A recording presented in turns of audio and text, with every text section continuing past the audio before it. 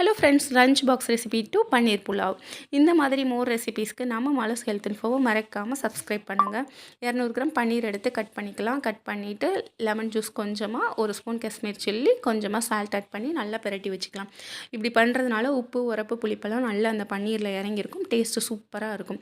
இப்போ குக்கர் அடுப்பில் வச்சு தேவையான அளவு எண்ணெய் ஊற்றிக்கலாம். பட்டை, சோம்பு, அன்னாச்சி, ஜாதிபத்திரி எல்லாம் போட்டு பொரிஞ்சதும் கட் பண்ண 2 வெங்காயம், 2 பச்சை மிளகாய், கருவேப்பிலை போட்டுக்கலாம். தேவையான அளவு உப்பு போட்டு நல்லா வதங்கவும் 2 பழுத்த தக்காளி கட் பண்ணி போட்டு மூடி போட்டு எடுத்துக்கலாம். அப்போ நல்லா மசிஞ்சு வரும்.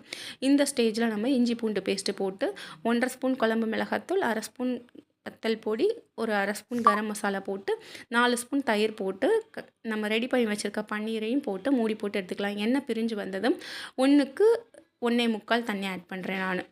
இந்த ஸ்டேஜில் புதினா போட்டு ரைஸையும் போட்டு 2 விசில் விட்டு இறக்கிட்டோன்னா ரெடி. லாஸ்ட்டாக 1 ஸ்பூன் கீ ஆட் பண்ணியிருக்கேன். சாப்பிட்லாம் வாங்க, ரெடி ஆகிடுச்சு.